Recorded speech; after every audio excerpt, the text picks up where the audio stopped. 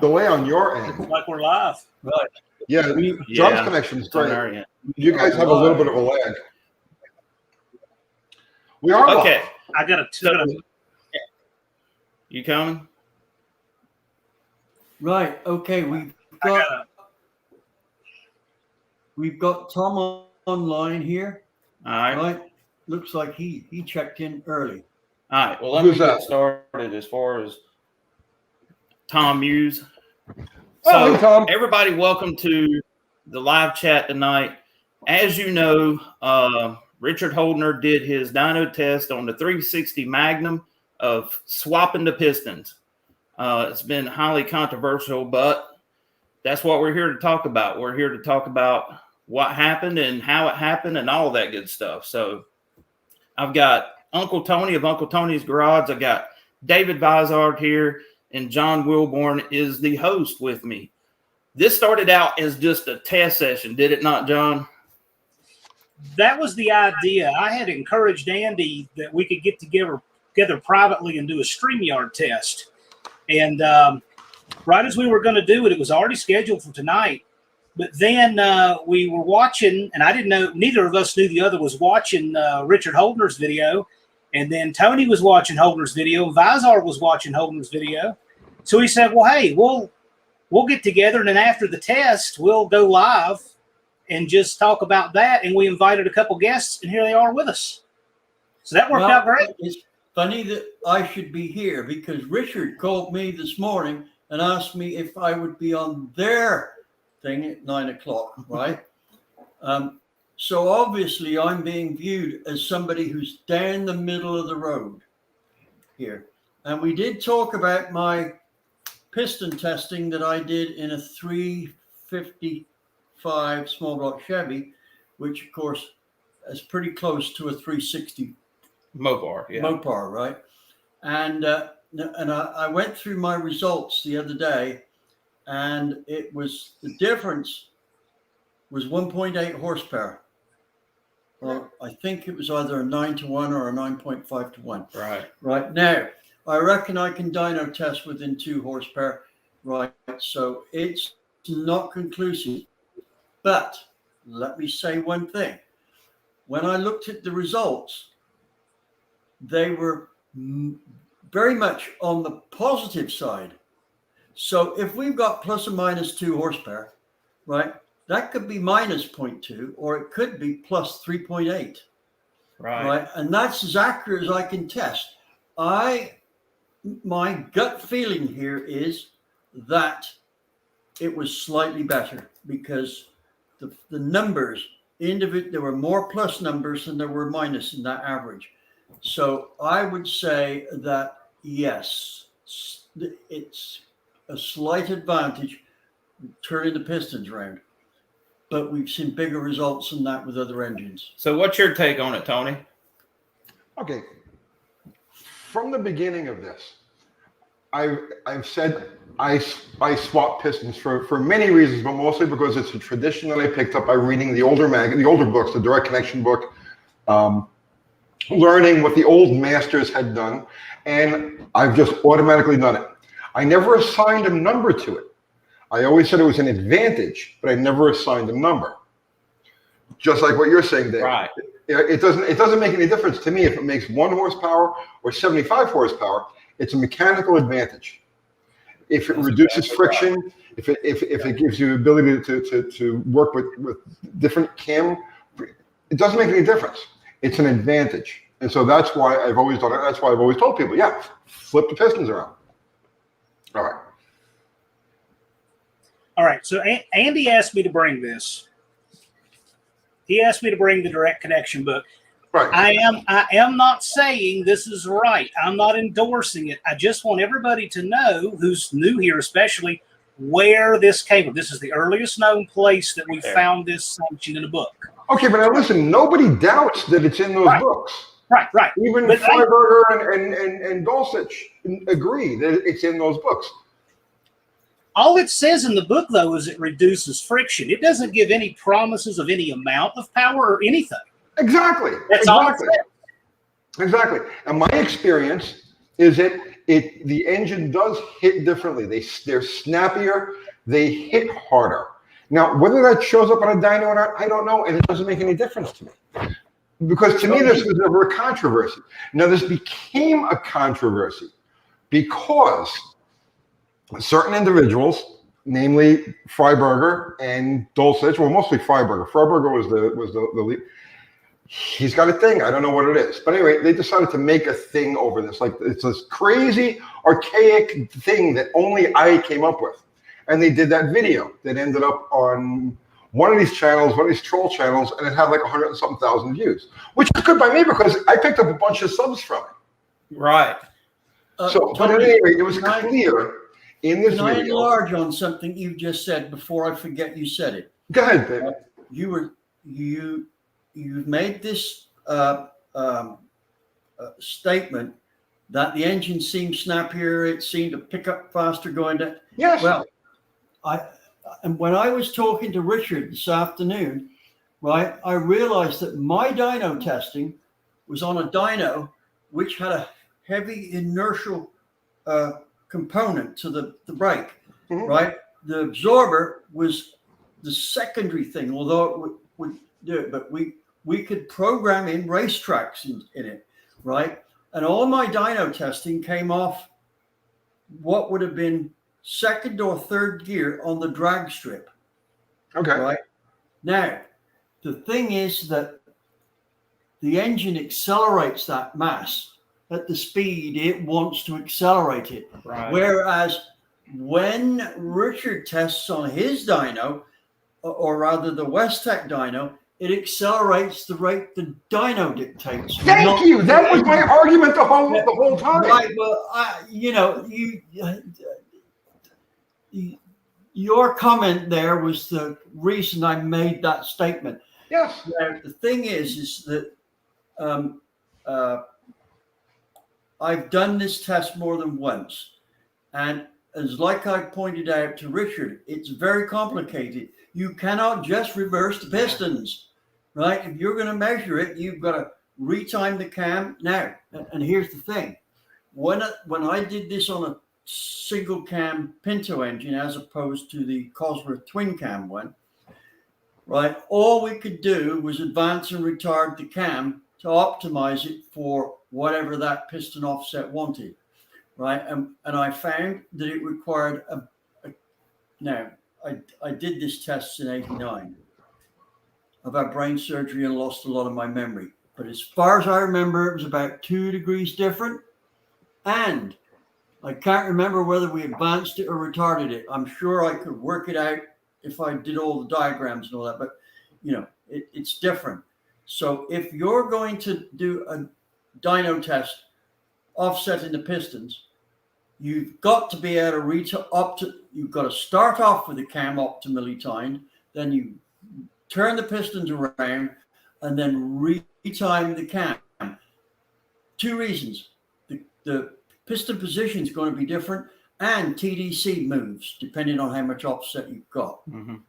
Right. So wait, see, you're a scientist and you're doing ABA testing, and I was just a dumb street racer, and I've always had a bug from moving around the cams. So I never did any ABA. It never made any difference to me. I was never trying to prove anything to anybody. I was just trying to make my cars run better. Right. So I never documented or anything like that. Yeah. Yeah. Now people have a sign. You are the epitome of an enthusiast. Right. Right. That's all I am. You just love what you're doing. Right. Right. I'm not trying to prove anything to anybody. I'm just trying to share the knowledge that I've acquired. And but in my instance, I always want to know why. Right? Why did it do this? How do we do that? I came from the aerospace industry as my background. The last job I worked on was Concorde. And let me tell you, some of the things that we were doing in 1969 still are on the secret list. So John, what's your take on it? My take on it is you have to eliminate every variable, and you need to run the test. Like, for instance, you're doing it on one type of engine. You're doing it with a fixed cam timing. It's going to have a different effect in different engines, different weight engines, different compression. I'd like to see what the effect is of different compression. I can't help but think that'd be a big variable. I just think it would be interesting to see over a broad. I can tell you that, John. It gets more effective the lower the compression gets. However, with a very high compression engine like a Pro Stock engine, it depends on where you open the exhaust valve. Right? Yeah, but it also depends on the engine itself. This is a very complicated subject, and Well, wait a you know, second. it almost Let's get scares something me straight. to bring it up. Hang on. I checked the Magnum piston to see what the offset is on a Magnum piston. Okay, it's 60 thousandths of an inch. Right. All right, so their total change was 120 thousandths of an inch from one side to the other. Yep. But if you do, let's say, a 400, the 400 piston offset is 135 thousandths of an inch. Now, which 400 are we talking about? The Chrysler. The Chrysler. Okay. Wow. That's a lot of offset. I It's a didn't lot realize of it was that offset. much. I mean, you look at the piston, and you can see how far over the pin is. Like you don't have to guess at it. The pin is way over. So it's going to have a different effect on different engines, and as you said, it's going to have a different effect on different cam time. But again, see, from my perspective, and I'm the guy that all of this started around, I never assigned a number to it. I said it's an advantage that I believe in, and I have always used, and I always will use. Every street engine, meaning every stock type piston engine that had an offset piston I've ever built over the last 40, I don't know, I built my first one when I was 15. However many years it is, every single one of them automatically, I turn the pistons around. Nobody has ever in my entire life accused me of building a lazy engine, right? I've had all sorts of problems, but building engines that make power is not one of them, right? All right, so let's just go to this thing last night, because this is where all of this controversy is brewing. Okay, so I get a text, okay, that Holdener, Dulcich, and Freiberger are doing a live and they're talking about me. Okay, so I wonder why We're talking about them. What's that? Yeah, we're talking about them. Live and we're talking about them, right? So I get a text that they're talking about me. I'm like, well, okay, let me go on and I'll see it. I lurked for a couple of seconds, a minute or two, just to see what was going on, and then it dawned on me. I says, this is funny, right? Now, why didn't Richard invite me into this conversation? If you're going to have a conversation that has to do with my opinion or my methodology, and you guys are going to test it based on a video that they did talking about me, well, I mean, I would think that Richard would have invited me in. With due respect here, Tony. Yes. I talked to Richard for about an hour this morning. Okay. And he did say when he called, because he called me up and he wanted me on their deal. He did not realize that we were going to do one at the same time, because I think he was going to call you as well, but he didn't, because we're doing this one. Why didn't he call me last night? Why didn't he call me yesterday afternoon and say, hey, Tony? Well, he only called me today at about 11 o'clock. Yeah, he called you today because now it's a shitstorm. Yeah. Okay, what started out as just a little thing has now become a shitstorm.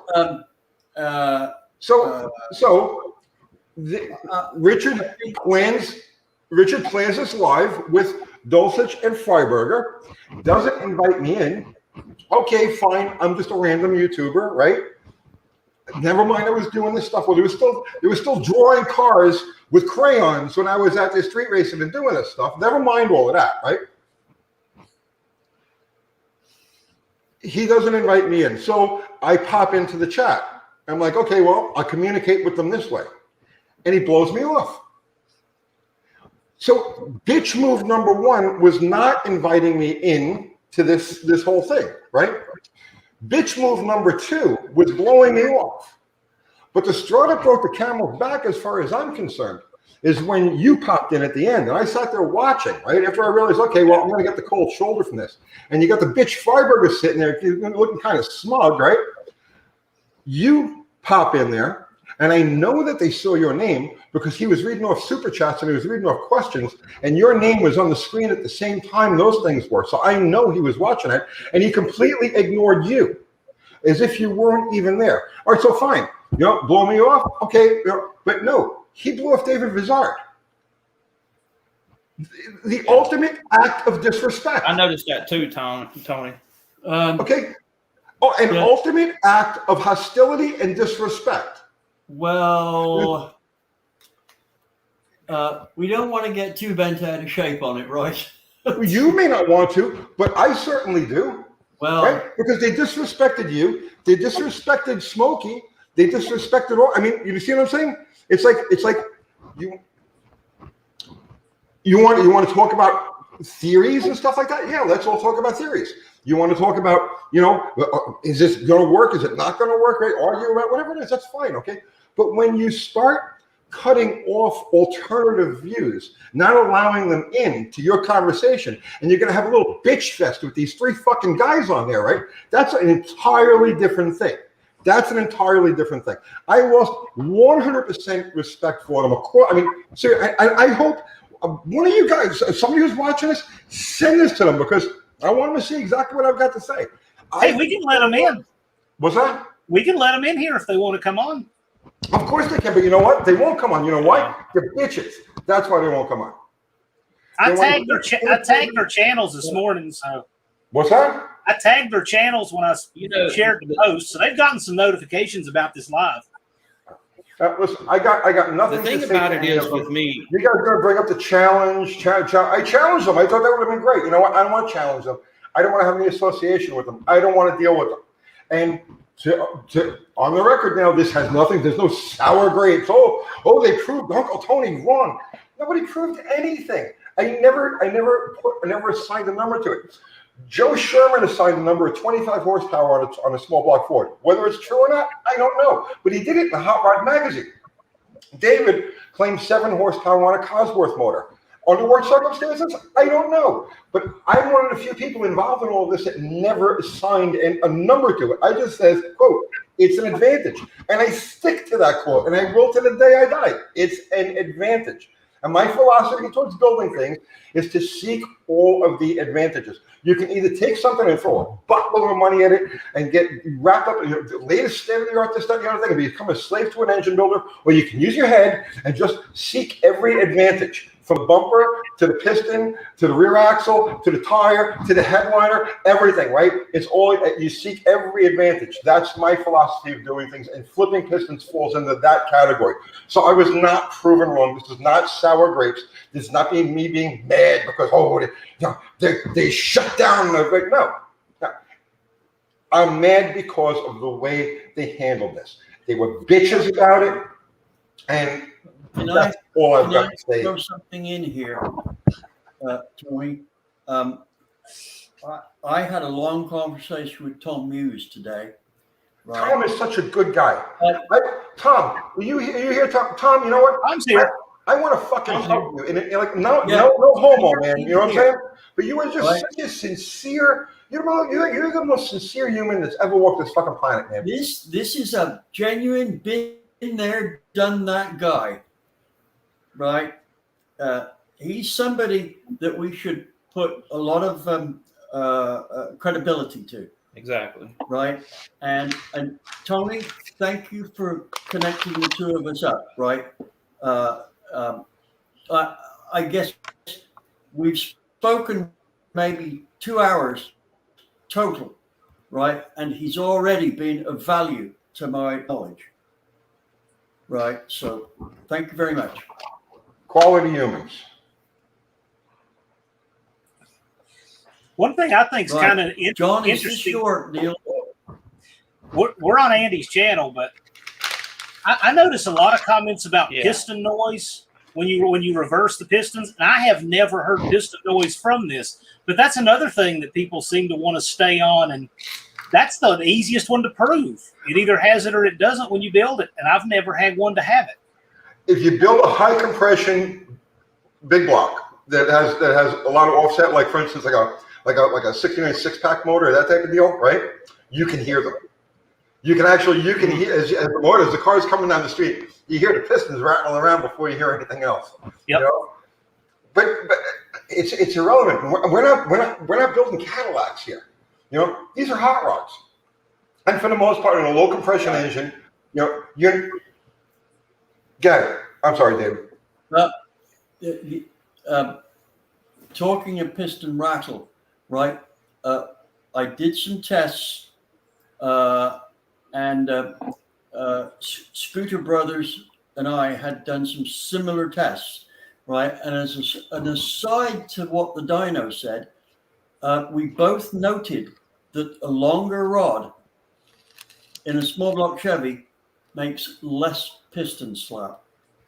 Oh, Right.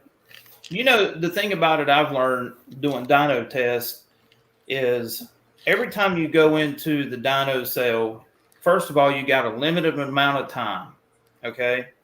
And you go in there to test your specific thing, but I always leave with more questions than I have answers. You know, because if everything is written in stone, why would you test spacers on different engine combination? You would always be able to say, this is 5 horsepower. The facts are some engines like spacers and some engines don't, you know, the intake combination, you know, so you test things to learn what combinations work. Is that not right? There? Yeah. And it's, and like John was talking about earlier, depending on the architecture of the engine, the rod length, the piston design itself with the skirt, you know, all plays a huge part in what we're talking about here.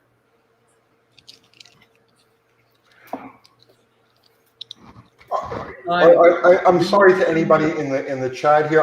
I ran over in my own head and I didn't say hi to anybody, or I don't want our viewers to think that I'm ignoring them or anything like that. We do have lots of new faces We're here. not. What's that? We've got lots of new viewers here, so welcome, you guys. Oh, hi, new Yeah, viewers. welcome to everybody that's here. I'm not clicking on the comments so much because, you know, we're talking amongst ourselves at this particular moment. And but they're coming in fast, right? And there's some, Yeah, we got 167 on here. there. I just greet some of the regulars: Need Metal, Bob Ganshaw, Mopar Man, 1978, George Bonnie 90, Lout Burns. So we do have a lot of regulars on here. You just put a quote over there. You just put a quote over there that says I'm a badass. I'm not a badass. I'm not a bitch. That's the difference. There's no badass here. I'm just a gearhead, just like you are, except I got a freaking YouTube channel and a whole bunch of years doing this shit, right? But I'm the same as you guys, right? I'm no badass, but I'm not a bitch, and that's the difference between me and these California guys. I'm sorry. Well, that guy there says you're a badass. yeah. Right? Hey, by the way, eight power came I here know from he doesn't mean that literally. started. He means the reverse of. That's why they called Little John, because he was such a huge guy. Yeah. Right. What were you going to say, John? I was just going to say 8 Power's on here hating. 8 Power was on here hating long before this even started. He was just on the little waiting screen hating on us. He didn't care what we had to say. Yeah. It is what it is, brother. I hate to tell you. Yeah. You know, I can only tell you from my personal experience. I'm not telling you anything else. Yeah, the trolls were loving Holdener's Live, and I knew some of them would come over here and join us. So welcome. Right. Hey, trolls. Trolling. Oh, thank you, my dear. Yeah, thank you. Right. How much rum did you put in it? She didn't put any in it. Tony, what's your favorite drink? My favorite drink? Coffee. Yeah. Coffee. Okay. I mean alcoholic drink. I don't drink very much, but when I do, I like high gravity dark beers. The Spaten Optimator is generally the one I gravitate towards the most. All right, we have a super chat. Huh? Well, I was supposed to say, go ahead and grab that, then grab Proto Ordnance's question. I think it's a good one. Okay. Question from Jonathan. Would it have more an effect on low compression and depend on camshaft ramping and exhaust LSA? If so, depending on the camshaft, could be a lot of horsepower, especially with street motors. If so, 10 horsepower, depending on the setup, is not unreasonable due to dynamic compression ratio. Well, I mean, So if what's you your look at take Joe on that? Sherman, if you use Joe Sherman's build as an example, he claimed, and I don't see any reason why he would make it up. He claimed that he saw a 25 horsepower difference, and I imagine that would be after optimizing everything, as David says. But David's much better at answering this question than I am. Tony, this is what bothers me about the whole subject is it's very involved, and we're just scratching the surface, right? This is entry level stuff here. If we were really talking about high tech stuff, we would talk about angled bores and offset in the block, offset on the piston. This is just the start of things, and I'm not even going to go into it. No, that's a rabbit hole. Because it's going to take at least a day to go through it, right? Let me tell you how much there is in dynamics on just the short block. I have a friend of mine, and he was literally a rocket scientist. He worked for a company that made rocket motors. He was a very hierarchy person there. He was so hierarchy, the Russians attempted to assassinate him. He showed me photographs of the bullet holes in his car. Right? So this is not stuff he made up. That's bad. Right? And this happened on the site of the company he worked for. So they tightened up security. But anyway, he wrote a book on crank rod and pistons and the blocks and the bores, right? 450 pages just on the geometry and the effects of crank rods and pistons. 450 pages. That's crazy. That's only 78 pages less than my mini book, which deals with the whole damned engine in all of its variants. Right? So when I say we're just scratching the surface here, what I mean is we are just scratching the surface. If you feel that this is complicated, wait until you really get into it, and then you'll wish you had a nightmare instead. Hey, so Pronto Ordnance has a really good question. Any issues with quench from the flip? Another rabbit hole. There's Another rabbit hole for you. Look, quench is one of the most misunderstood things there is. Its effect on the engine is incredibly complex because you trade one thing for another all the time, right? And not only do we have the mechanical things with the flame fronts, we also have the chemical reactions that occur as the charge is compressed, right? The charge we burn is nothing like the one that starts off in the cylinder when it's at the bottom, right? It doesn't even remotely resemble it. There's changes in molecular structure that causes changes in the chemical composition. We get all kinds of things happen, and they all get involved with quench, right? Yeah. So if we're going to study that, that's a 4-hour seminar. Yeah. So I would imagine that it's possible if you build an extremely tight quench engine, what I learned when I was a kid was if the pistons aren't hitting the heads, you're leaving power on the table. So I would imagine that if you're building a quench engine that's that tight, where literally there's nothing, then yeah, I would imagine reversing the offset at that point may raise the piston 2, 3, 5 thousandths of an inch and actually contact the head. Yeah. Yeah. That's just, you've essentially stated the case there, right? Right. The tight quench is best, but you've got to get the best result from it, and that's not straightforward, right? If your first move is right. Tighten the quench up. There are a few circumstances where tightening it up can actually make the engine work worse, right? And there are special conditions, and they exist on big block Chevrolets mostly, right? On which? Now, but excluding those conditions, right, tight quench works. And you got to look at it this way, right? Let's say we had a piston which came up and within half a molecule, it failed to touch the cylinder head, right? Now, the thing is for all practical purposes, there's nothing in that quench gap, right? So the thing is, it can't possibly detonate there because there's nothing to burn. Right. Now, some people think that the detonation occurs on the far side of it, the quench area. If that's the case, then you've got something drastically wrong with your combustion dynamics, right? It's not just, well, it detonates over here on the far side of the quench. That indicates something is completely wrong with your setup. And again, that's another deal for another day. Another day. So the question from Need Metal. Thank you, Need Metal. Why would the noise change? You're just loading the other side of the skirt.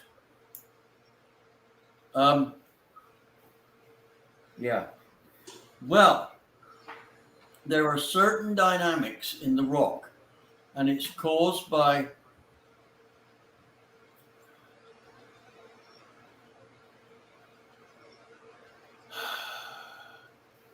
there's going to be some piston movement and rod movement at the top, right?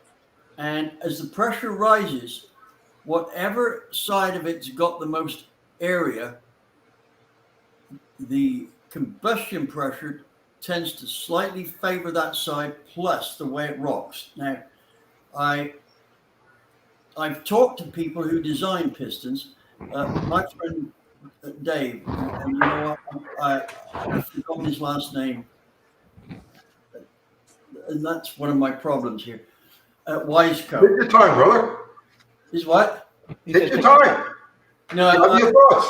I might not remember it for a day, right? But he's been a mine of information for me, and so has John, that used to work at United Engine and Machine, the KB piston guy, right? And the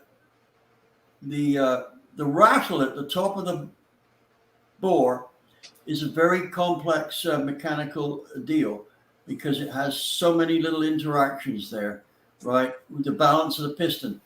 Here's the deal. Let's say you've got a big dome on one side of the piston, right? It's heavier that side.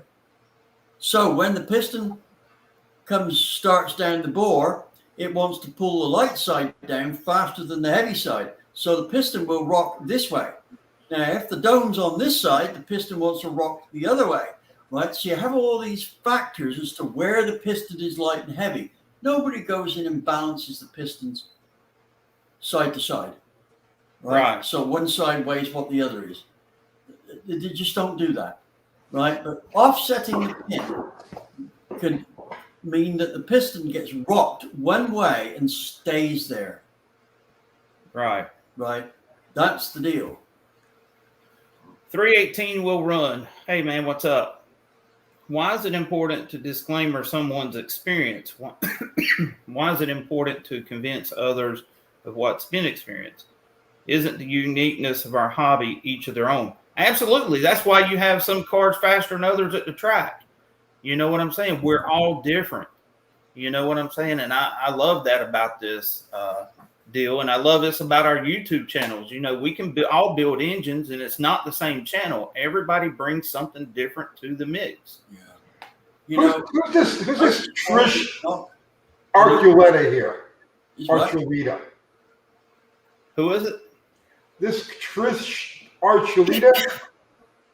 You see that?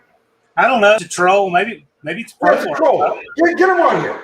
Get him up here. Find his troll state. Wait a minute. Let's predict. Wait a minute. I'm trying to find one at a time because this thing's kind of hard. Is this it, Tony? Yeah. Okay, so exactly what do you mean by this? I mean, good God, you're practically begging him to test it, and when he does, you cry about the answers? Asshat. Who begged who to test what, right? And what answers are we crying about? You want to answer this? Yeah, Tony, I think too many people, and not unjustifiably so, because it's the norm, they're jumping to conclusions from what you've said. Of course they are. Right? Now, if we take what you said absolutely for, there's no guessing that side, no guessing that side. We just take it for what you said, actually, with no additional thoughts of their own, then yes, all you did was state what you found. Right. Period. Right? That's it. And that's what your program's supposed to be about. So, Well, yeah. right now, the thing is that I think Steve is under a lot of pressure at working with the group he's got there to be nice to everybody, including advertisers and things like this, because I've spent a lot of time with Steve, and the Steve I see on there is very much detuned compared with the Steve that I worked with. It was either 5 or 8 years. I can't remember. But we spent about 4 days a week working in my shop, right? And the thing is the other thing is, now, I think you'll understand this, Tony. Well, maybe you won't. It depends on how much time you spend as a freelance writer. But you're under the gun by the editor the whole time. You've got very little defense against editors who may have an agenda which you don't know about, right? Well, no, I handled my editors. I stepped up and took control. I never let an editor push me around, ever. Yes, but were you a freelancer or did you work for them? I was a freelancer. Right. Now, one of the things that I had a problem with is if I wrote a story about something that was breaking technology, right? They wouldn't print it because they said, well, we can't find anyone to confirm it. And I said, well, you won't, right? Because this is something I've come up with. Right, it's brand new. Right. So they didn't print it. And then 2 years later, everybody's like, well, this is the thing to do. I've been plagued all my life by being But that's one of the too reasons. soon on the stuff I do. That's one of the reasons why I distanced myself from the magazine business. I mean, for people who don't know, right? I got into the magazine business. I was 23 years old, and I started working for the CSK. And I was a technical editor for Muscle Car, Pontiac Vet, Cars Illustrated, which I wrote almost every story that was in Cars Illustrated.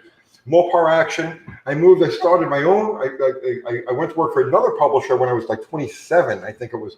I moved into Manhattan and worked for Harris. And Muscle Mustangs and Fast Fords. I was one of the founders of Muscle Mustangs and Fast Fords. Then I went to another publisher, and I started Mopar Action Magazine, Mustang Action Magazine, Drag Racing Illustrated. There were so many different magazines. But at any rate, I distanced myself from the industry because it's loaded with just scum. Okay, that's the only way I can put it. Right? They're scum. They're not car people. They're not gearheads. They're not actually out there doing things. Right? They're writers first. Right? They're journalists first, and they cater to the advertiser because the publisher needs to keep the out. But I can understand. But I always distance myself, so help me, this is the God's honest truth, right? Even I was working for Superstock and Drag Illustrated magazine for years. Me and Steve Collison and I were tight. I just worked for Hot Rod. But so help me, this is the truth. You can ask anybody who was there during any period of time. Like there'd be a race or there'd be an event, and there's the press room, and they have the lunch for the press and the whole 10 yards. You would never see me in there because I won't sit down with those fucking people. I would be in the pits. I'd be working on somebody's race car. If I'm covering an event, I'd be underneath somebody's race car, and it wouldn't matter if it's a funny car or a stock eliminator car, or I'd be in the stands with the fans, right, or the spectators. I never mingled with those people. I never wanted to have anything to do with those people because I always viewed them as scum. And the few people who I didn't view as scum, like Steve Collison, who was just a sterling human being. Even though we were like this sometimes, he was still a quality human being. I love Steve, right? But for the most part, the magazine class, right? And that includes bitches like Freiberger, bitches like fucking Dulcich. Those are people I stayed away from because I considered them scum when I was in the business. Oh, we got a battery running low. Do you want to plug it in? I have a relevant story talking about corporate stuff and Tony. I joined Tony for a live here. I don't know. It's been a few months ago. And there was some part that he needed for one of the projects. And this was before we went live, Tony. We were just talking before we went on. And Kathy said something like they wanted to cut you a deal or something. And Tony's like, no, I'll pay for my parts because I'm going to say whatever's the truth. I don't want any deal. I'm not going to be beholden to anybody for anything. So I can promise you guys, I've seen Tony off camera plenty enough to know if he was someone else, I would know it. He's turned up a little bit because he's excited. He's the same guy. And I saw it with that. Anybody that would pay $500 for a part, he didn't have to get the same part is because there's a certain amount of integrity there. When I was doing magazines, I mean, you understand, the whole magazine industry runs on free parts. Exactly. Right? You did exactly the opposite. You talk to any of these automotive journalists, right? They've got garages full of carburetors and cams and pistons and cranks and blocks and heads and you name it, wires, just you name it, right? They all have these little warehouses at their house, right? From all of these like gifts and trinkets that the media, the companies throw at them, right? Just to keep everybody in their favor. I never took anything. Well, you know what? No, I lie about that, right? I scored a 6-pack setup from Holly back in like 1987, 1988. And I felt like such a piece of shit for that. And I never did it again, right? So, no, I don't take anything. When I need a part for one of my cars, project or anything like that, I'll call. If I need a cam, whatever it happens to be, I need whatever it is. I call them, I tell them, I don't want a free part. I say, I want to pay for this part. You want to give me a deal? That's great. You want to charge me jobber? Awesome, let's do this. But I'm going to pay for this part, right? Because I don't ever want to be one of those people that somebody can accuse of being biased or offering up an opinion because I'm biased because this company greased my whatever. You know what I'm saying? Yep. So, which is the exact opposite of what these guys are all about. Tony, I just had to mention that. Can I make a point here? Because I have a really unique and somewhat awkward position. If a company comes out with something new making claims on it, right, I call them up and I say, I want one of these to dyno test.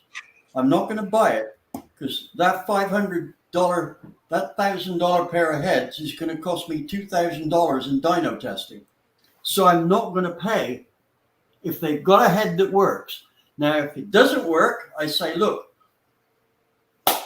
these dyno results, sometimes they pay me to do the dyno test. And so I say to them, these dyno tests are yours, but I'm not obliged to write about them. That's another business over here, put another hat on. There's DV's research facility and DV's writing facility, right? If you want me to do the research, you pay for it. If you want me to write about it, that's at my discretion, not yours. Right. Right. So the thing is if they want the cylinder heads back, sure, we'll send them back, but I'm not paying for them. Right. Right. So it's slightly different. Now, I did a lot of testing for Harvey Crane, which resulted in 3 very expensive engines being built. And after all the testing was done, I said, Harvey, what shall I do with this engine? He says, oh, you keep it. I've got no use for it. Well, it's a $12,000 engine. And this is in 1985 money. Right? So I get paid in strange ways sometimes. Really strange ways. Now, Harvey also paid me for the dyno testing. Right? Couldn't have done it without him. I don't know how much he spent, but I think he could have bought a new airplane for it. I don't know if people know this, but he had the same airplane his entire life. He only had one airplane. Yeah. A twin engine Beach. I think even those guys would tell you that you cannot say that one test is the gospel. That is the result of that one test on that particular engine. You know, the one thing that I think is interesting that no one mentioned or even talked about was the fact of, they switched the rings to the different holes. And nobody even, thought about that. But, that just goes to show you how much of effect it really had. Nothing. Yeah, I think that I saw comments about that.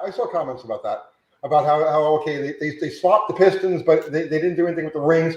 But you know what? It was a broken-in motor. It's a used bottom end. I'm sure there was no difference in the way it's sealed.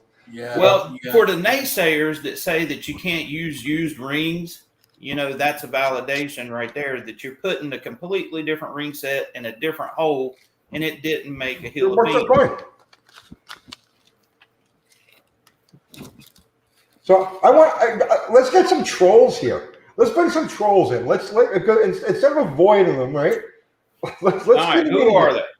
There's Trish. She shows up right as you summoned her.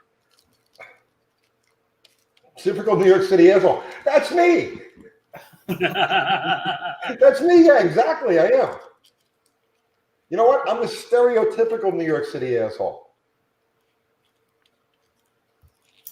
What is this question here? I had a question. One of the rugs from RCR told me they got 30 horsepower in a NASCAR motors for making piston guided opening. Well, okay. I did get some information years ago from Cosworth on this, and one of my students from the early days who's done very well, right? He gets hired to design cylinder heads by Yamaha for their Formula One bikes. Right, she's done pretty good, they didn't see that big gain in horsepower. Right now, they may have picked up 30 horsepower. I'm not going to argue with the guy there. I don't think he's got any reason to say anything else, but I think that might be more of an exceptional case. I would say 15 horsepower on a V8 is very creditable. Right. I'm trying to come up with a way to do it without actually having the pistons guided by the rods. And I'm experimenting with snipes in the face of where the rods meet on both sides. And I'm thinking that there might be something there that's easier. If that makes any sense. Hey, Trish, which guy are you on Brian Cabral's channel? Just curious. I love that guy. You don't own an engine shop in Cookville, do you? Just asking.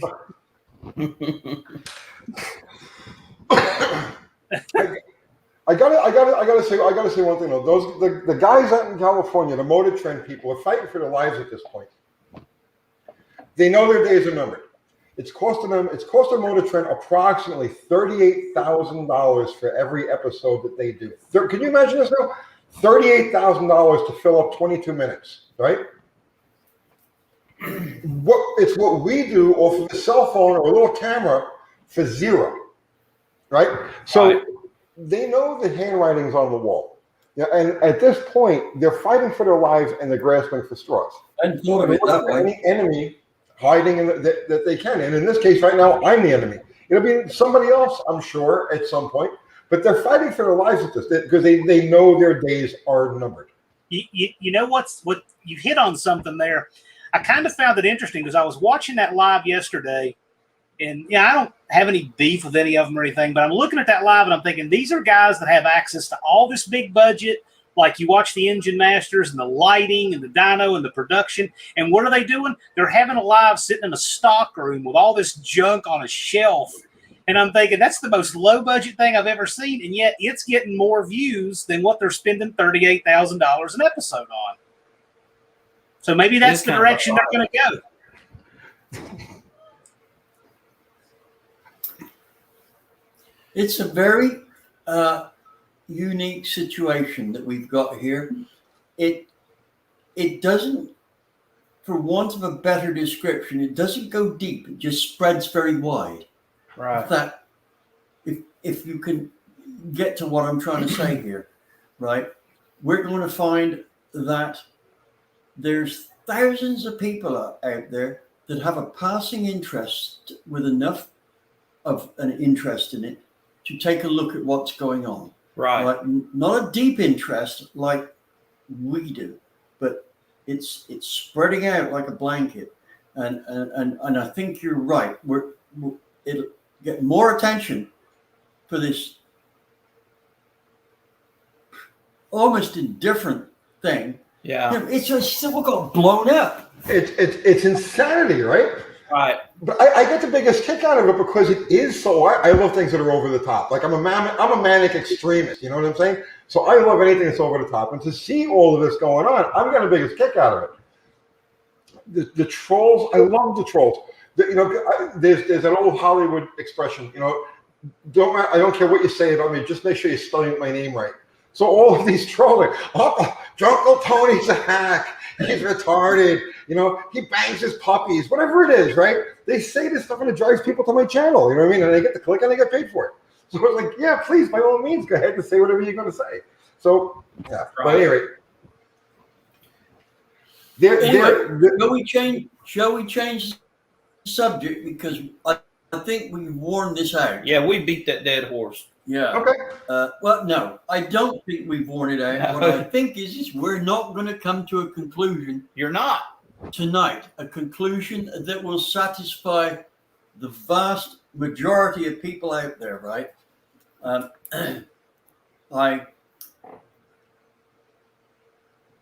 stuck for words on it. You're stuck for words? Yeah. That's hard to believe. I would like to be able to say, oh, this is what it does.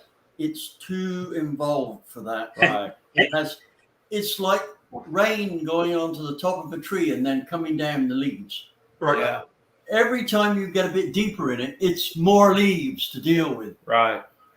Hey, Cameron Covington, SOE Tactical. I know John Willis. I'm wearing one of his belts right now. He's a good dude. And yes, he knows how to do publicity. Yeah. What's it? One A, the Neuro 1A. What's this one over here? You see this? Said seen two great sets of people going at each other's throats over this. The car community has always been about unity. Roadkill's community and your channel proves it. Unite and advance the culture.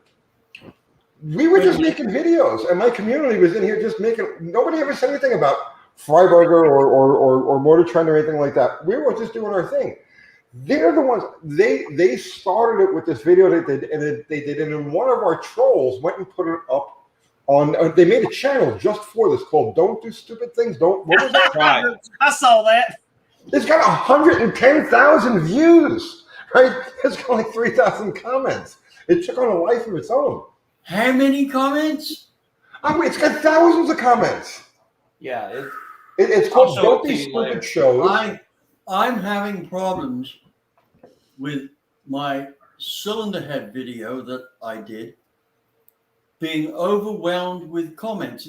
It's not that it's had a huge number of people see it, but a very high percentage of those have absolutely gone nuts over the content. And guys, if you're watching, I can't keep up with the comments, right? It'd take me all day just to pick out. Yeah, you reach a certain point, David. You reach a certain point where you just got to stop with the comments because you really spend your entire day doing it. So what I do now is I run through the comments real quick, and I've got this thing where I feel that if you acknowledge one, you have to acknowledge all. If you answer one, you're obliged to answer all. So I just don't. And what I'll do is if there's an overwhelming theme to the comments, I'll make a video about it, or I'll bring it up in a video and address it that way. Because I was literally spending 10 hours a day, 12 hours a day going through comments. There's just no time. Right. And that was back when we had 50,000 stuff. Now we got 200. So it's a whole different, you know what I mean? Don't worry about it. They know. Well, they know. I'm concerned only because a lot of them have taken the time to put in a sensible comment. Or question or a thoughtful question, right? And I think these guys deserve an answer, but there's only one of me, Right. right? So Steve gave $5. Thank you for that. What about the electromagnetic piston conversion from last night UT? Asked Davis. That was a What's that about? that was a brilliant thing. I haven't given it any thought because I've been busy. I mean, the only thing is I've been busy. When I have some free headspace, I'm going to look into that. I'm fascinated by the whole idea. David, I think, oh man, I don't want. David, He's lost for words. I am. I don't have the. I don't have the. So, all right. I did a live talking about EVs the other night, and Right. somebody brought up the idea of electromagnetically influencing the pistons, right? Well, to cut pumping losses, and then also electromagnetically centering the crankshaft so that it would like a maglev. So basically, you talk about an engine with no parasitic losses. Right. That's pretty impressive. Yeah, and if anybody's interested, I really can't go back and remember all of this stuff right now. But if you go back, we did that live about EVs Yeah. a couple of nights ago, and it was like in the last 20 minutes, somebody brought this up, and there was a whole discussion about it. But I guess I was busy answering questions, so I couldn't really get into the discussion very much. But it was really good food for thought. It's fascinating. It's a fascinating idea. Need Metal gave $5. Guys did this stuff 40 years ago. These kids are just monetizing it with goofy personalities and bad hair. Yeah, there's a lot of that. Something Of course, I have bad hair too. So You have a lot of hair, Andy. years ago was air bearings, right? I made a little air motor. Now, it was very difficult to make because the tolerances were very, very tight. We were talking about millionths of an inch. And what we did was we took a good tool room grinder and we made new bearings for the grinder. And you can make the bearings more accurate than the grinder bearings are, Okay. right? All you got to do really is load up the head, right? And I'm not saying it's easy to do. Then you take those bearings and you put them in. Then you make another set of bearings using those bearings, right? You take those bearings, put them in. Well, by the time we got to about the 6th set of bearings, right, we could grind something round within about 2 millionths of an inch. good Lord. But now, here's the thing. We had a clearance of about 4 millionths of an inch, right? And there were some grooves on the end of it. And you could spin it with your fingers and it would get up on the air cushion Wow. at about 10 RPM, right? And you could watch it just spin for ages and you could just see it. Now, and I thought, wow, we That can is make our crazy. gyroscopes like this. And so we made a test gyroscope, right? This is before laser gyroscopes, right? And, you know, the company I worked for made the first automatic landing and takeoff to cross the Atlantic. This was about 1968. We went from Heathrow to what used to be Idlewild. It's JFK now. And the pilot hit a switch like this at London and a switch like that, turned it off at the end of the runway. Wow. Never touched it. Right now, the thing is those bearings and those gyros only last a few years. Right? They're spinning at like 30,000 RPM, maybe more now. So the thing is we estimated that made out of tungsten carbide, these air bearings would last longer than 1 million years. Nobody gives a rat's about that. And you know what? The FAA wouldn't let us use them because I said they will wear out if you switch them off. And they said we can't leave them running. So that idea didn't go anywhere. So we got a super chat from Jonathan. What's your thoughts on the 426 Hemi?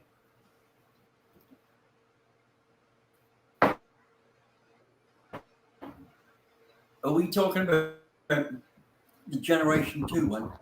Yeah, Gen 2, 426. Yeah. Yes. 1964 to 71. Thank you, Dave.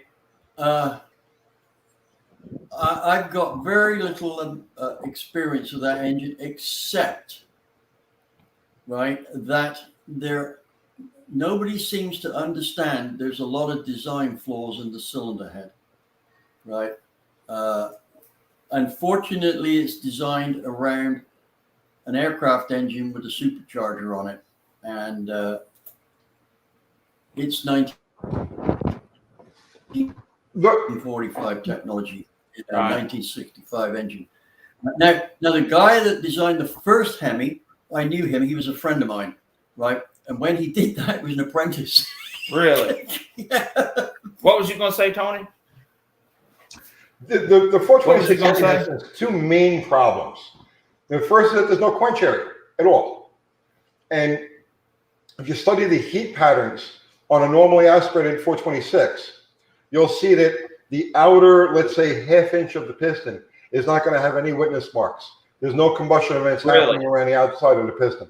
It's all happening in a central location, which you're not using the surface area, the whole surface area to affect work on it. The other problem is the centrally located spark plug.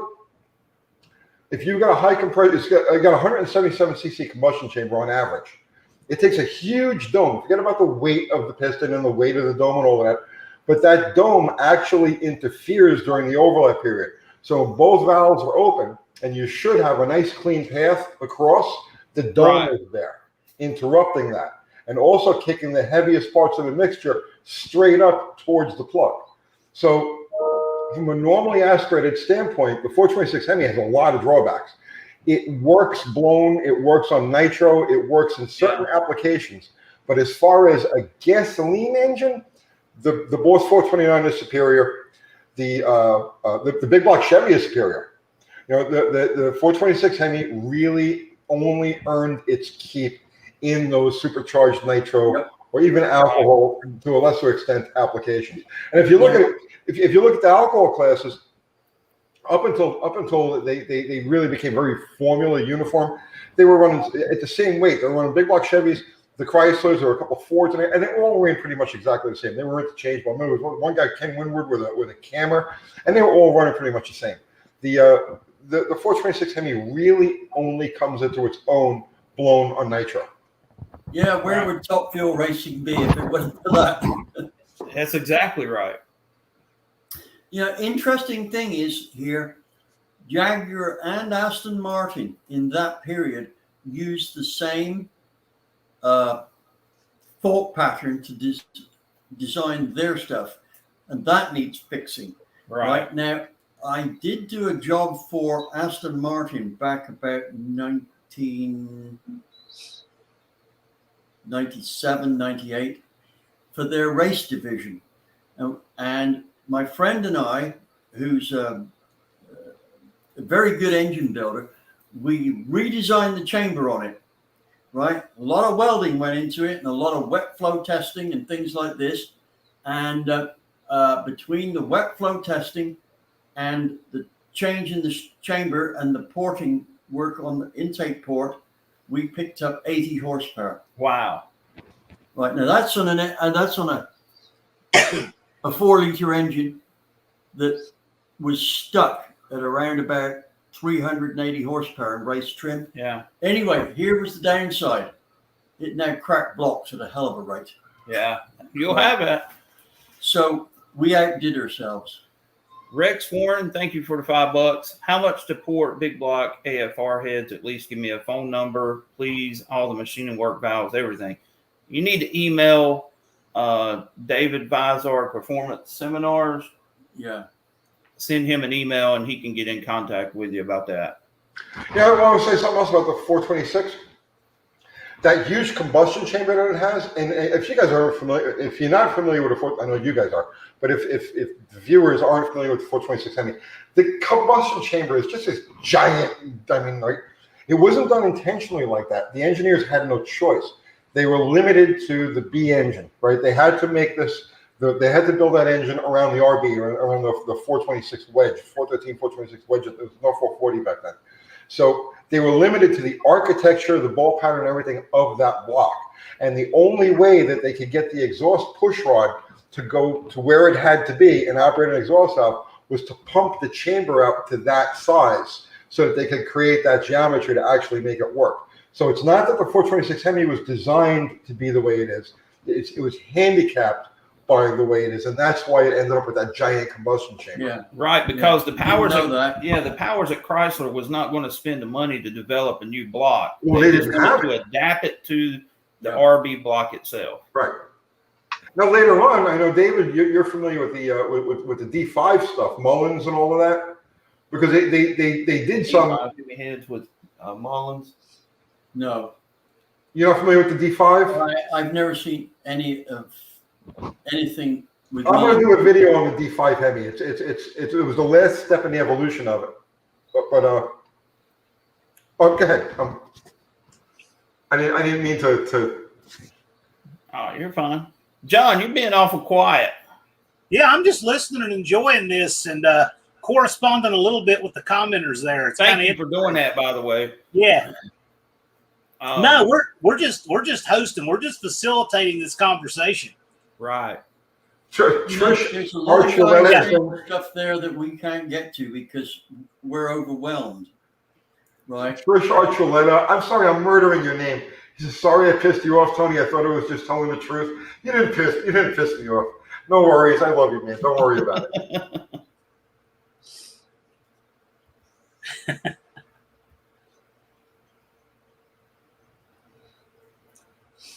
You know, the thing about it is when you look at our channels and you're catering to the new guy that's coming into this, who's never even messed with these old cars, and you're carrying on a legacy of sorts. You know what I'm saying, of this hot rodding deal.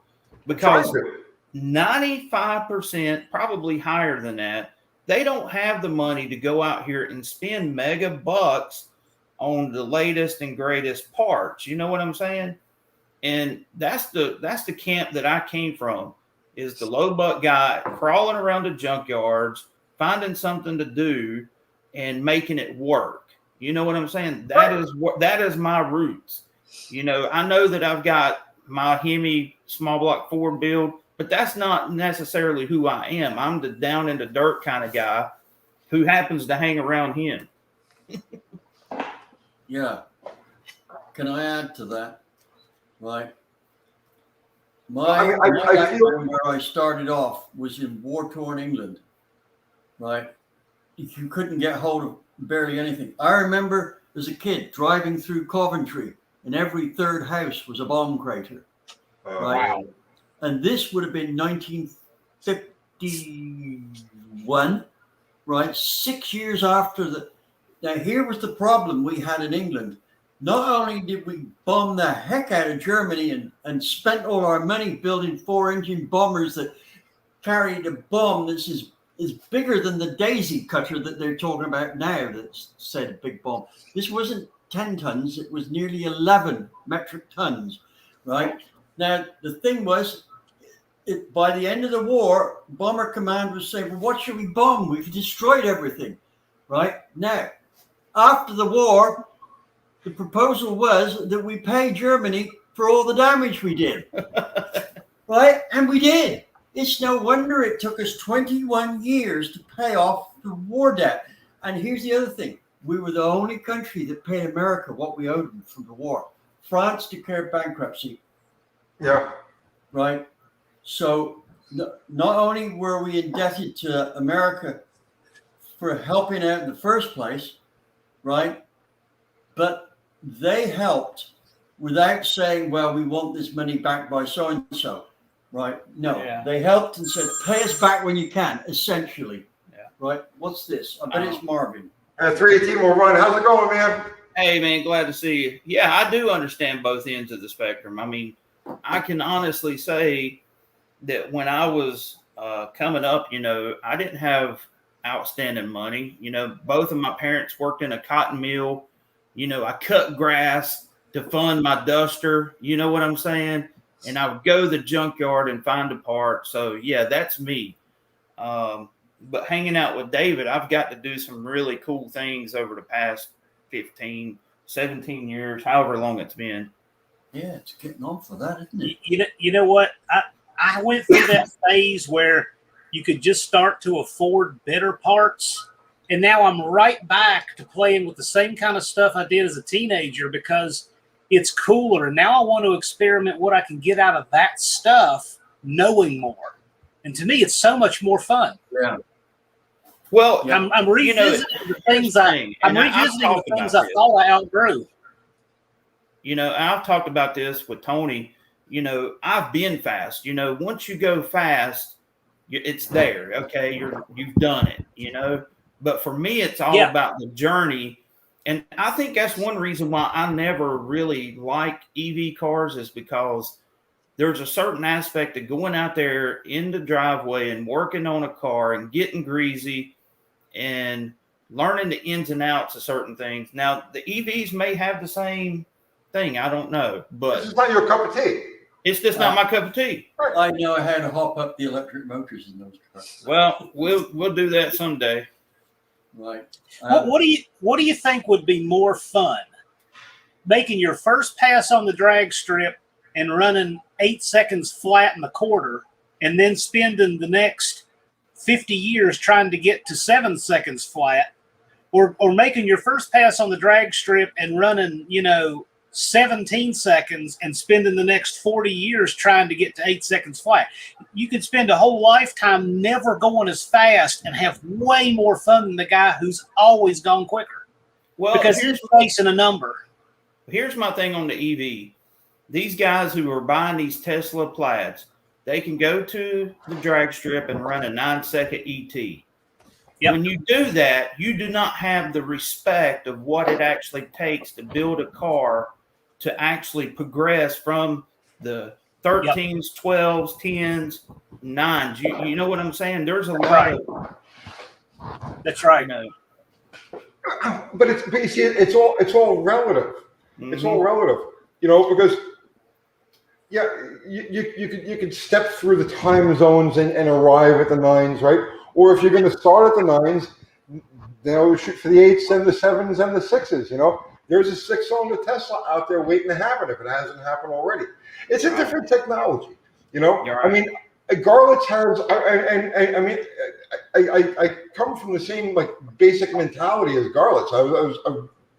I understand it. My love is for blown nitro. My first love was always blown nitro. Even when I was a street racer, when I was a teenager in New York as a street racer, my aspiration was always blown nitro. And I could see where Garlitz became enamored with the whole concept of the electric car. I'm kind of enamored with it too, even though does that make any sense?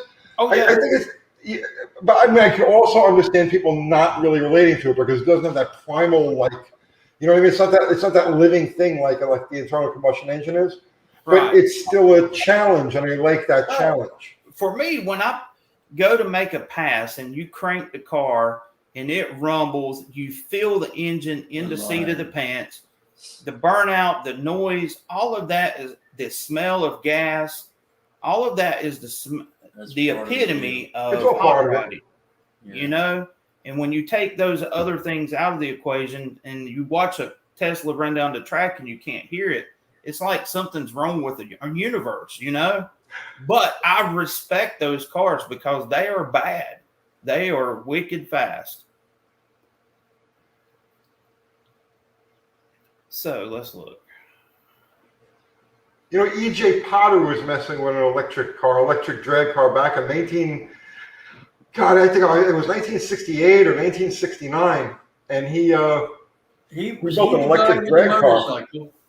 No, he had an Alter, didn't he? Yeah, Martin. It was different color.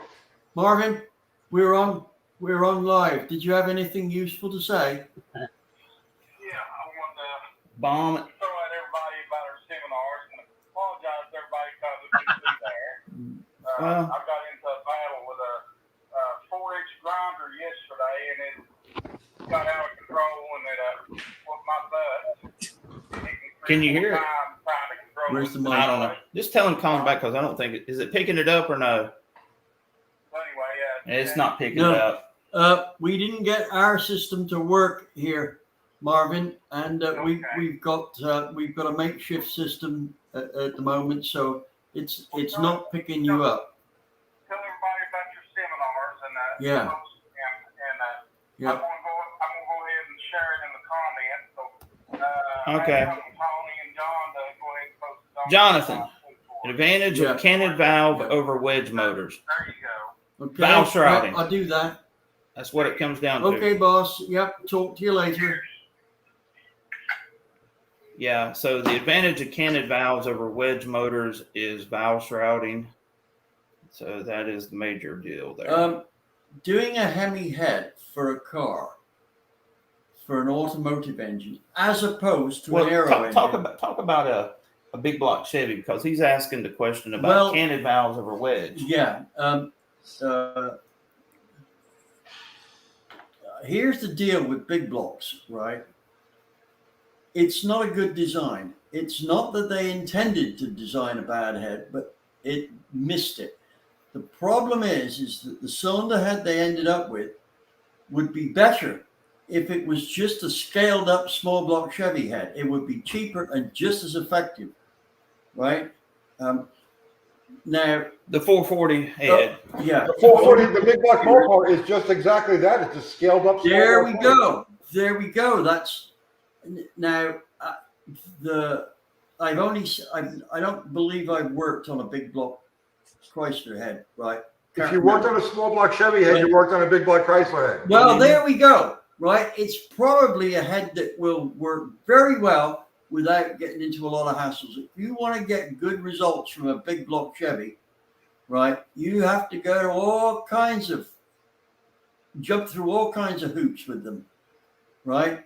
And most people don't do it, right? There's always this big argument over or debates over oval port versus square port. None of them are right. Right? If you don't have a port that looks like half of a house, you're doing it wrong. It's as simple as that. The port does not suit the valve layout, or the valve layout does not suit the ports. And the thing is the positioning of the valves was such that they could have put bigger valves in if they hadn't put a cant on it. Tom, you're 100% Right. right. We got it. Yep. You got good ports and bad ports in the same head. With a big block Chevy, we can talk about that. Tom, we'd like to have spent more time talking to you, but it's been a big rush here, right? If you've got something to say that is relevant, we'll watch out for it and talk about it. Yeah. Right? Now, Tony, was I supposed to be doing some Chrysler heads for you? Am I doing? What did John? Proto Ordinance's question there is a good one about optimal. Which optimal theory? That's a good question. Oval port and square port isn't right. What is optimal in theory? A heart shape. So, like he said, the house would look like half a house, and it's kind of hard to explain that. The problem with both the big port one is that it is so bad on port energy that it's unreal, right? That's why you got to rev the nuts off something like that to get anywhere. And the problem is you can always out horsepower it with a smaller port that's properly designed, right? The big block rectangular port is the worst bit of engineering, cylinder head engine. They gave it to the gal that answers the telephone and said, can you design, we want you to redesign this here. And it's got to flow more air. And she goes, I'll make it bigger. That's about as much research went into that. So Cameron is saying that Richard is doing his live stream now. So yes. Yeah. If he's doing his, we can't get him on here because he's doing his thing. I'm just as well as not having anything to do with him, to tell you the truth. I was going to say we could go over there, but we'd be invisible. Nah, I'm good. Yeah. I'm good. So yeah, we were all there yesterday. Now, hey, he's got 113 watching. I had that guy figured over on. Honestly, I went out of my way to promote his channel. I put his videos and the whole 10 yards. Anytime he popped into one of my lives, I always made sure to He promoted whatever he was going to promote. You know what I mean? I laid out the red carpet for that guy. Right. You know what I mean? I had him all wrong. Yeah. Dan's Garage sent $2. Thank you. Any speed secrets for a 302 Ford? Wait a minute. What? I missed it. Speed secrets for a 302 Ford. Oh, got a ton of them. Right. So what's the biggest one? What's the best advice you give for a 302 Ford? Well, the way to start is that the cylinder heads on those they were designed by the secretary who had a half-assed idea what she was doing. Right. What I can't understand is that the cylinder heads and the tech on the cylinder heads does not match how much they wanted to add to the tech picture by putting that long-tuned port on. Now, I've got to say, that long-tuned port represents the worst surface area to volume ratio known to humanity since the caveman era, right? Whoever designed it must have had some outside influence saying that engine's got to look different, right? Now, I do know a guy, and you guys probably also know of him, who worked at Ford in that era. And there was some funny stuff going on. I mean, this guy was given, as I understand it, he was given the deal to design an aluminum head for the race department to carry on from the GT40 head, right? So he designed one, and they said, well, you can't have that. It'll take a different jig to make it through. You design that. He said, what happened? I ended up with an aluminum GT40 head, right? But that's not where he started off. Right. Right. Now this guy, I know him from his engine building skills. He is very capable. Emphasis, very capable, right? But they tied his hands. Now, here's another one I heard. Now, I can't validate this, but do you know why the Mustang uses a spring that's on the suspension arm instead of around the shock absorber? It's nothing to do with better design. It's that if the spring was on the arm, that spring was made at Ford. If it was on the shock absorber, it was made by Monroe. And the union said, damn it, we want to make the spring. Yeah. So the front suspension on a Mustang that goes into your video. Right. Now, I can't vouch for this, but the guy that told me this, I've got a lot of respect for. Yeah. But Dan's Garage, by the way, I saw your Mustang is beautiful. That's exactly how I like them. That's the right color, the right stance, and everything. Beautiful car. Who is it? Dan's Garage. You had it highlighted and you can see the car. Yeah, that car is bad. I love that. Hey, Andy, grab Mopar Man 78's comment because it's a follow-up to one of Vizard's videos, and it's a good question. Scroll back up. How far back is it? Yeah, Mopar Man 78 there. Just came up. There you go. David Vizard, in your video, you talked about a muffler you designed, turbo. Did you see the new muffler pipes that just came out? It's called a Turbo Pro. It looks like what you described. Check it out. I haven't seen it. I haven't seen it, right? The last couple of weeks, I've been busier than a one-arm paper hanger. Yeah. Literally. Right? I've got up in the morning and I've worked until I can barely move at night. Now, I don't want to sound like a hero. I'm having a lot of fun doing it. For me, getting up every morning, I look in the mirror and I say, I get to play with race cars all day again today. Right. I mean, would I change my job for somebody else's? No. Like, who would I change it for? I do what I want to do every day. We're lucky enough, you and me both. We're lucky enough that, I mean, can you ask for a better way? When I get to the pearly gates, I got a lot of thank yous to say. I really do. The only problems I've had in my life is due to grief from lost loved ones. Right. Outside of that, the big guy upstairs has looked after me like Couldn't believe. yes, I'm lost for words. Yeah. Again, don't say anything.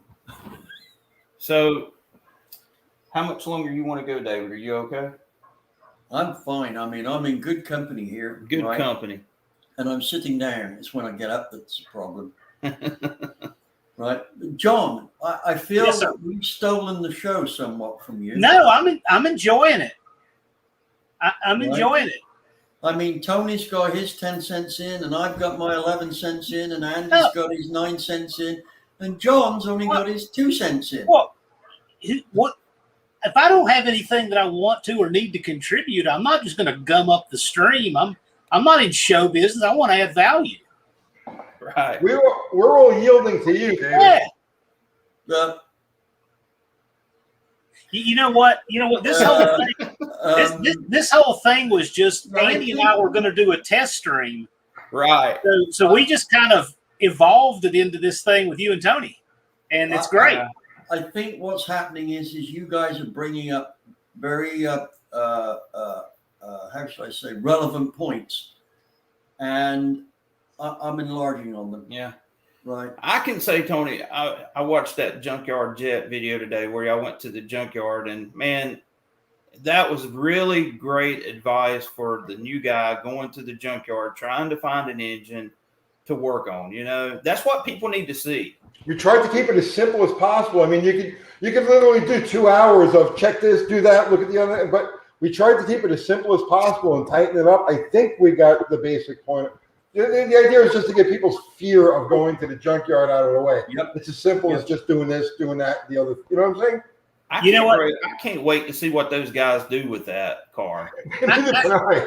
I'm getting a lot of people saying they should just put an LS in it and whatever.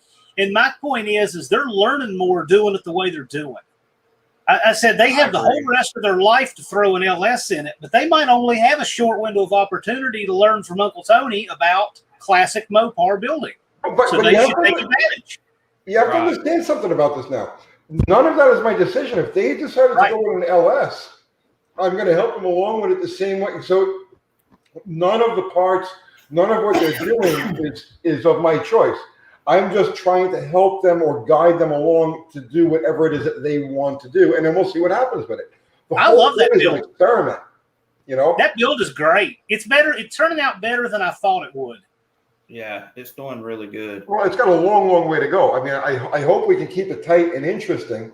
It may drag on for months. I don't know, but like I said, it's a great experiment, and I'm like the voice off to the side, but maybe you should think about doing it that way, or hey, why don't you back up and try this? So you know what I'm saying? Right. But I'm not guiding them. If they wanted to put an LS in it, they would have an LS. I have nothing to do with that. So You're far, so taking a good. hands-off approach. You're letting them build their creation pretty much. Well, the whole idea is that, I mean, the vast majority, and I've said this 1,000 times, right? So we do our channel for the 75%. There's the 25% of the people who are in the car hobby that can afford, to spend the money. They can afford good parts. They can, and that's what the bigger channels or the bigger, back in the days, the magazines all geared towards. That's who the manufacturers want. Holly doesn't want to deal with broke people. Holly only wants to deal with people who can spend $600 on a carburetor. Here, just send me one of those and send me one of those. I deal with the 75% that have the hand-me-downs, that work with junk, that don't have the, you know what I'm saying? Exactly.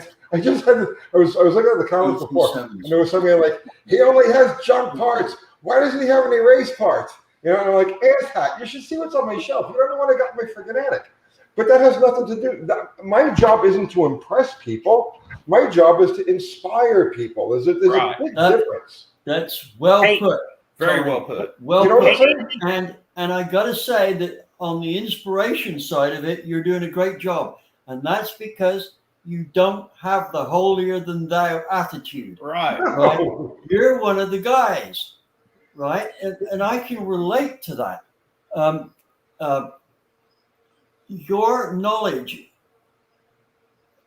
was gained from sweat Right. that you expended on getting there to do what you want to do, right? So in that respect, I think what happens is you motivate a lot of people to do Absolutely. stuff, right?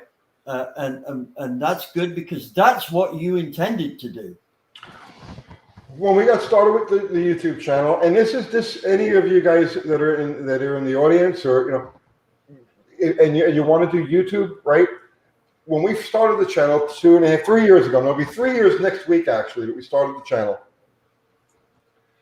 YouTube tells you, be of value. Come up with something that has value, right? So we took that to heart. Okay, so what can we do that's actually valuable? And just displaying parts or trying to impress people, look what I can do. You know what I mean? We're just going out and doing donuts. Or just going out and that's not value. I mean, it's entertainment value, but you're not really giving anything. You know what I mean? Right. The viewers really gaining it. They're not going to take anything away from that. Yeah, but so that's what we've done from the very beginning. We've geared the channel to give that value of inspiration. Here, look, you can do this too.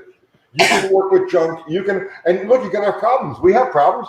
I'm going to break something. Next time we take bottle rocket out, I'm going to break something. It's going to break. We'll show it to you, and we'll show you why it broke. And here's the mistake we made here, and this is how we're going to correct it. And people learn a lot misunderstand a lot of what we do.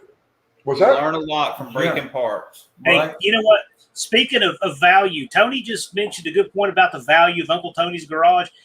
As a student that just went through David Vizard seminars, I can tell you the value that he relates in relation to these big corporate sponsored shows, and that is, Vizard was talking about a mediocre engine might make 1.2 pound-feet of torque per cubic inch, and a decent engine might make 1.3, and a good engine might make 1.4.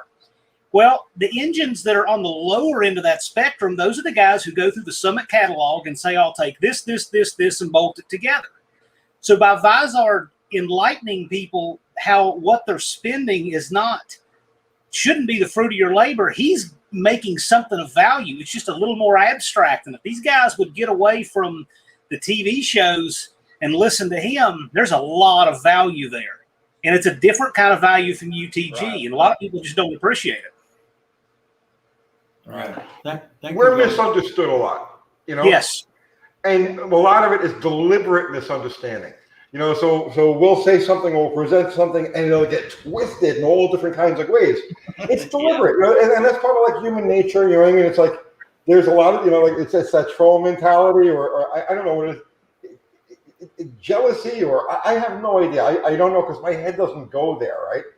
But I don't know. It's fun. Can I answer this guy, Ronnie B? Yeah. We've got this up here. Ronnie, I'm in the process of, when I can get to it, because I'm up to here in porting at the moment. You got an E7 TE heads, right? They are very much underrated. We've done sets here, which on a very short cam street motor picked up 82 horsepower on a 302. Right? That's as good as you'll buy aftermarket, and they can be done at home if you have the patience. Right?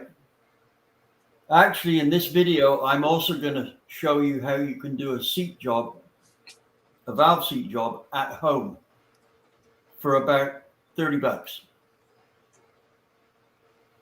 Can't beat Good that. stuff. And when you've done it, the tool that you have will do another 10 heads. Right? That's the thing. There's. I came up the hard way, like I said, in war-torn England. My first flow bench, I had to ask my mum to borrow the vacuum cleaner to power it because I could not afford to buy an air pump. That vacuum cleaner, the Electrolux vacuum cleaner, right? I would hop it up by taking the bag out and everything that restricted it. And it was already a very powerful vacuum cleaner. It would suck itself up onto the ceiling and stay there. And it wasn't light, right? So And I'm flow testing an 850 mini head. Well, it's got a valve that's only about this big, right? It's barely like a nail, and it worked very well, right? I learned a lot from almost no cost. That Electrolux vacuum cleaner, the big heavy. Yeah, one of those cylinder ones. You don't see them. My mother used to throw that at me. When I would get out of line, my mother would throw that at me. She made me the toughest kid in school. That's crazy. So, you know, the thing about our channels is we all bring something different to the table. You know, I am who I am. I'm not going to pretend and be something that I'm not. You know, what you see on camera is what you see in person. Would you not agree, David?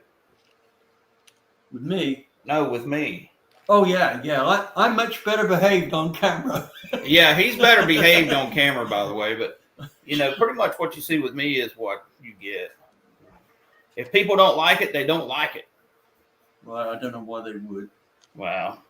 If everyone likes everything you do, you're not doing anything. That's true. You're not doing anything worthwhile at all if everyone likes it. Jonathan Couchy, the answer is yes. What? Oh, that brings up a good point. Is it Paul Cavazola? He had a question for you. What? All right. What is it there, John? Well, it dovetails into this. So, DV, do you remember that tip that you showed us at lunchtime with some open chamber 440 heads? A guy, remember in our class, this guy brought some open chamber aluminum 440 heads in, and it had a big space behind the intake valve. Do you want to elaborate on that? How to make those heads better? Unfortunately, John, I can't remember that ever happened. Well, right. No, and I apologize for that, but there's nothing I can do about it. Well, what I'm getting at is he wanted to know more about it, and I said he should bring it up on a live stream that you're on. Right. You're talking about the small block Chevy heads with the undercut bowls. No, this was something you can add to the chamber that will make it flow. It'll make it swirl better. Right. So I didn't know if you wanted to get into that or not, but. So the better question is, John, when am I going to get up with you to get some small block heads that we can put on the flow bench and start doing some work with? I'm waiting for you. I got an X head, J head, DeSoto Hemi head all ready to go. Okay. Well, maybe when we get the dyno thing straightened out with mixed up balls and you come down with that, then you can bring them with you. I could just like pull a date out of thin air if you want it, but what we're planning on doing is we're going to flow an X head, J head, DeSoto Hemi head. Then we're going to see if we can do a little bit with a grinder, see if we can make it a little better. Yeah. Wait, this is a glaucoma. What are the BBM guys? Wait, Big where block did that come from? Oh, yeah, because you rolled that bugler, he wants to know what's in it. They're reading glasses. I'm a 60-year-old guy. I need reading glasses. No, Tony. No, it's not that I've got a dislike for Mopars. It's just that they don't figure in my life. Nothing I've got against them, right? My race car's a Chrysler. Yeah. Damn it. It's not a big block Chevrolet, right? I got 2 Ford Mustangs, right? There's that car that I got it for sale because I can't get in it, right? But that's got an all DV motor in it, right? W9 headed small block. And what does it run? It's a cup car. Oh, okay. Yeah, it's a cup car. It's set up for road racing, right? I decided I'm too old to learn to drive oval tracks. How much do you want for that car? I'd like to get 28 grand for it. And it's a complete car running. You Ready to run. You can crank it up the right now. The engine's got 5 miles on it.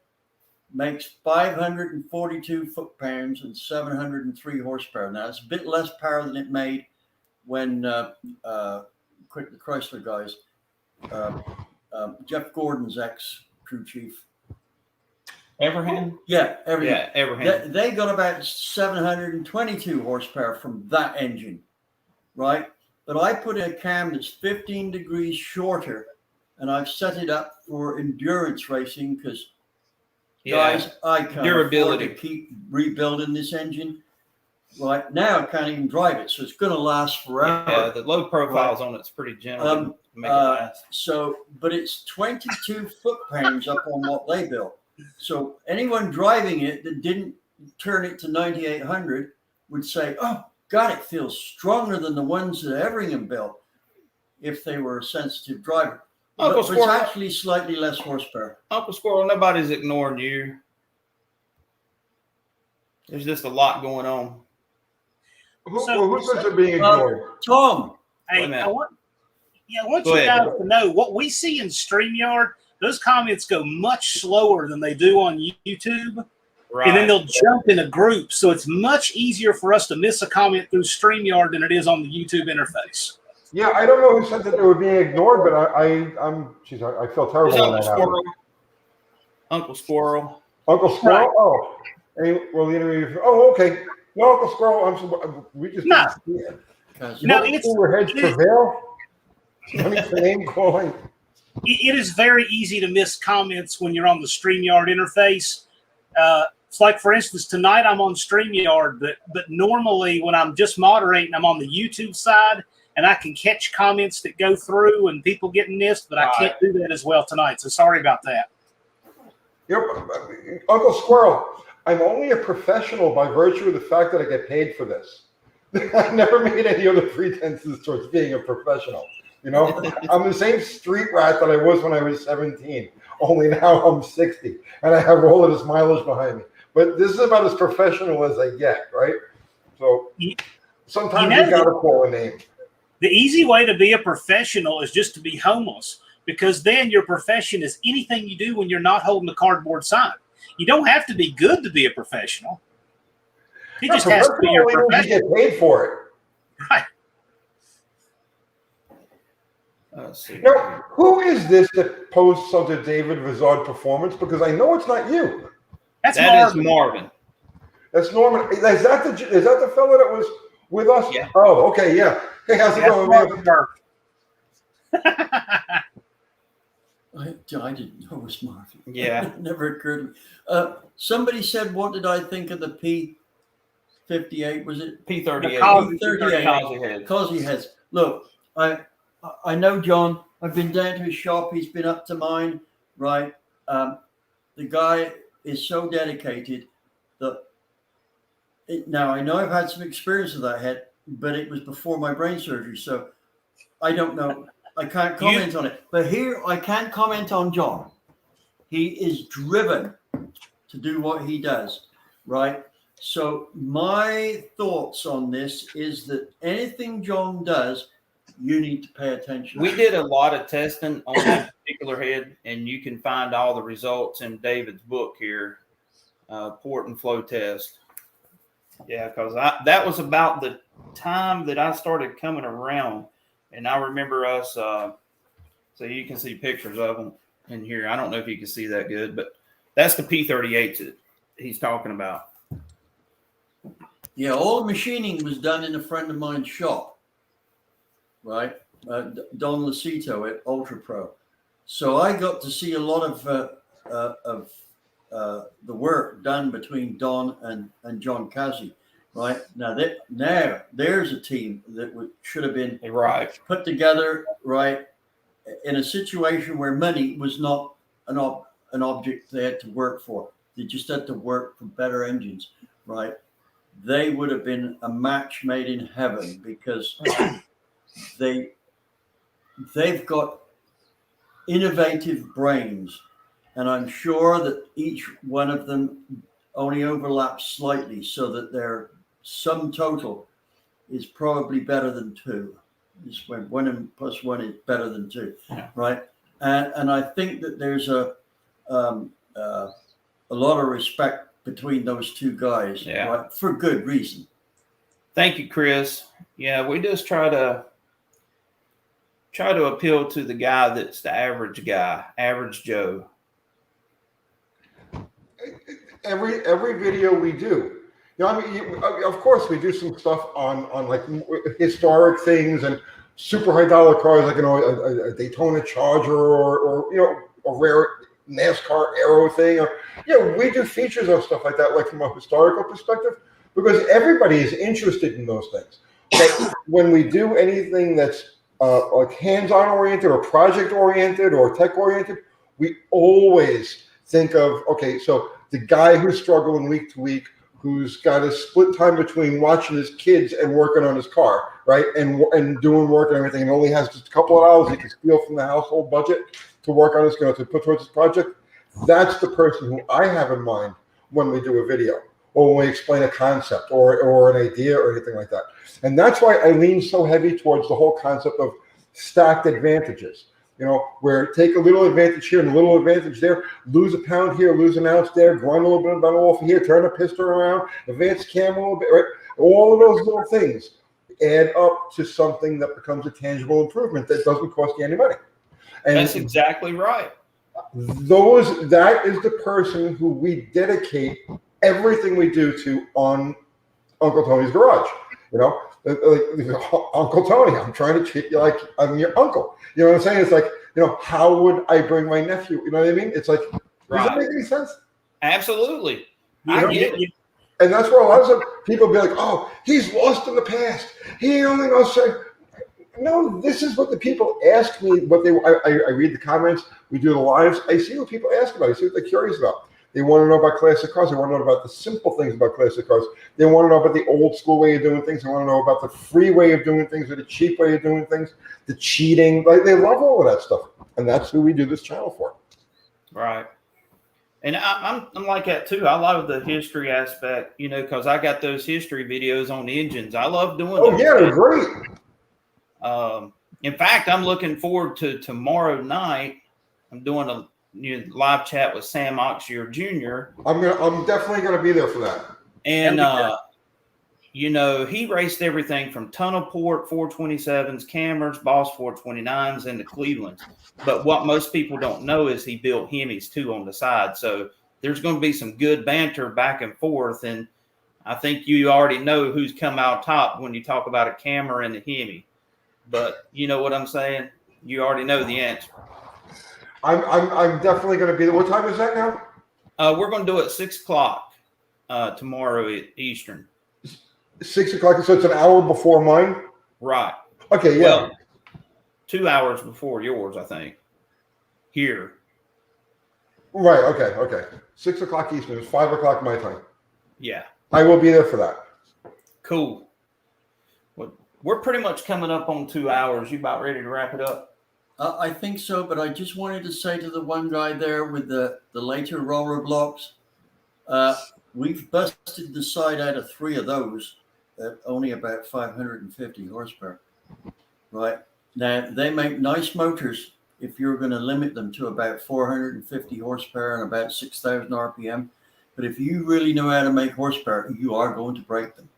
Right? So when we build small block Chevys now, we use the older block and I've got a sonic tester, and there's a piece of tool that if you've got a spare ground on and you're going around wrecking yards, get one, right? The first time I used a sonic tester after I bought one at the scrap yard, I found a 400 block that looked as thick as if it had come straight from the race division, right?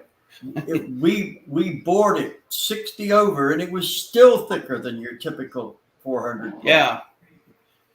You got to love production variants. Yeah. So. And big blocks. There's big blocks out there. Well, there used to be, right? That would bore 125 and still be as thick as the stock one. That's a question I have for you, Tony. The thickness of the early 318 blocks, about people. The polyhead. The A motor. Taking them out to 340 bore size. Yeah. The earliest incarnation of before the LA, there was the A motor, which is the polyhead, the Plymouth Polysphere. And those engines architecturally are identical to the LA motors from the decks down. So the rods are interchangeable, the cranks interchangeable, timing, all of that stuff is all interchangeable. But those blocks are 40 pounds heavier than an LA block. And with a sonic test, people can go, you can go 100 over them pretty, okay. All of the, quote, thin wall Chrysler engines are all designed for a maximum 60 overbore. So, in fact, if you buy an aftermarket gasket, you go buy a head gasket, or you go buy a Pro head gasket, if you measure the firing on it, it's 60 over the stock bore. Right. So, the earliest A motors weren't of that thin wall design. They were just cast. Here, it was the 50s. It was like, they got cast iron up the wazoo. Here, pour it all in there, right? So those engines will go to 100 with no problem. And I've seen people take them 130 over with a sonic test to go to the 4-inch plus 40, 340 size. Yeah. And when you do that, now the bore matches the width of the combustion chamber. That's that magic of that 340-inch. So the 340 is a 4-inch plus 40-inch, 4-inch plus 40 bore matches the width of the combustion chamber, because the combustion chamber on a small block Mopar is elliptical, it's not round, and it's 4-inch plus 40 across the wide part. Yeah. So and when you use the 2.2 intake valve, which goes right to the edge there, it's the only way to actually make it flow. So those earlier blocks, the A motors, the best of them can be bored 130 over to the 4-inch plus 40 size. Awesome. Rex, thank you again, man. Big block Chevy guy, yes indeed, but Ford and Dodges do too well. Advice is so valuable. Love you guys. Well, we appreciate you being here. We really do. So with that being said, since we're coming up on 11 o'clock and I got to get back home, I just want to thank. You got a family at home. Oh, yeah. I forgot that. Yeah. But Tony, I want to thank you for coming on here. John for co-hosting this with me, and David. It's always good to get together with you guys. Right. And I'm glad we were able to do this tonight. It's been fun. We've made new friends, new enemies, and all kinds of things. All I can say is I am honored to be surrounded by friends like you and you, John. So,